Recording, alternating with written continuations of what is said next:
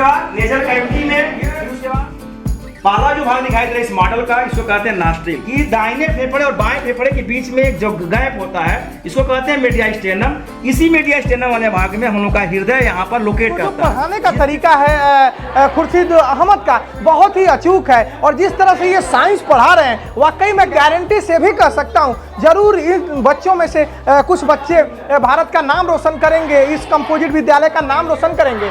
हम क्लास 7 में चल रहे हैं और आपको दिखाने की कोशिश करेंगे कि किस तरह से ये तमाम बच्चे हैं और ये जो टीचर हैं ये देखिए किस तरह से साइंस पढ़ा रहे हैं, और सारे ये बच्चे देखिए किस तरह से अपने अपने बुक निकाले हुए हैं और जो शरीर के महत्वपूर्ण पार्ट हैं उनको पढ़ाने की कोशिश खुर्शीद अहमद कर रहे हैं। देखिए ये तमाम वो बच्चे हैं, हम क्लास 7 में खड़े हैं और यही टीचर के पढ़ाने का तरीका है। ऐसा नहीं लग रहा है कि ये जो टीचर पढ़ा रहे हैं ये किसी प्राइवेट विद्यालय से कम पढ़ा रहे हैं। कौन ना पढ़ाना चाहे इस विद्यालय में। आइए हम आपको दिखाते हैं, सब कुछ विस्तृत ढंग से दिखाएंगे, जरा तरीका देखिए। श्वसन तंत्र की संरचना और उसके कारण प्रणाली के विषय में अध्ययन करेंगे।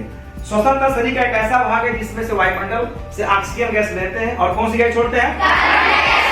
अब यह किन रास्तों से होते हुए गैसें एक दूसरे से क्रॉस करती है, कैसे जाती है उसको हम जानेंगे। यह पहला जो भाग दिखाई दे रहा है इस मॉडल का, इसको कहते हैं नॉस्ट्रिल। नॉस्ट्रिल में ये अंदर की तरफ से छोटे छोटे रोम्स होते हैं और ये छोटे छोटे रोम्स जब हवा के साथ कोई डस्ट पार्टी चला आता है तो उसको क्या करती है, उसको फंसा देती है, रोक देती है।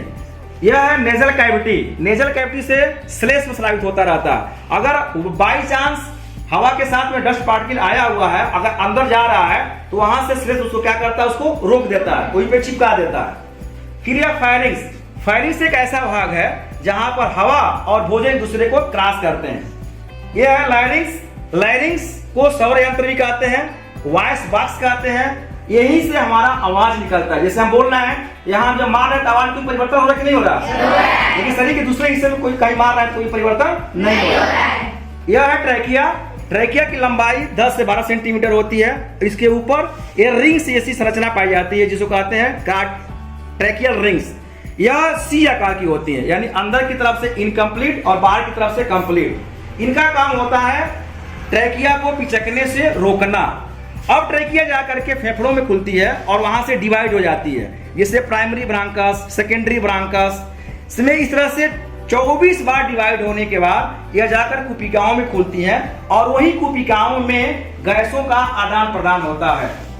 दाहिने फेफड़े और बाएं फेफड़े में थोड़ा सा अंतर होता है। दाहिना फेफड़ा आकार में थोड़ा सा छोटा होता है और बायां फेफड़ा थोड़ा आकार में बड़ा होता है। इसका वजह यह है कि दाहिने फेफड़े और बाएं फेफड़े के बीच में एक जो गैप होता है इसको कहते हैं मीडियास्टेनम। इसी मीडियास्टेनम वाले भाग में हम लोग का हृदय यहाँ पर लोकेट करता है, जिसके वजह से इसका कुछ हिस्सा बाएं फेफड़े पर चढ़ा रहता है। इसलिए बाएं फेफड़ा थोड़ा आकार में छोटा और दाहिना फेफड़ा आकार में बड़ा होता है। दाहिने फेफड़े में 3 लोब होते हैं और बाएं फेफड़े में केवल 2 लोब होते हैं। तो अच्छा, ये दोनों फेफड़ों को सुरक्षा जो प्रदान करता है उसको कहते हैं हम लोग रिब्स। रिब्स की संख्या इधर भी 12 होती है और इधर भी 12 होती है। रिब्स का केवल काम होता है यहाँ पर इसको प्रोटेक्शन करना, लेकिन जब कभी भी हम सांस लेते हैं तो रिब्स में एक्सटेंशन भी होता है, फैलता भी है, सिकुड़ता भी है, यानी श्वसन क्रिया में भी रिब्स का काम यहाँ पर होता है। तो इस तरह से हम लोग देखें कि किस तरह से फेफड़े में वायु जा रही है। तो सबसे पहले कहाँ गई? नॉस्ट्रिल में, फिर उसके बाद नेजल कैविटी में, फिर उसके बाद फायरिंग्स में, फिर उसके बाद लाइरिंग्स में, फिर उसके बाद ट्रैकिया में, फिर प्राइमरी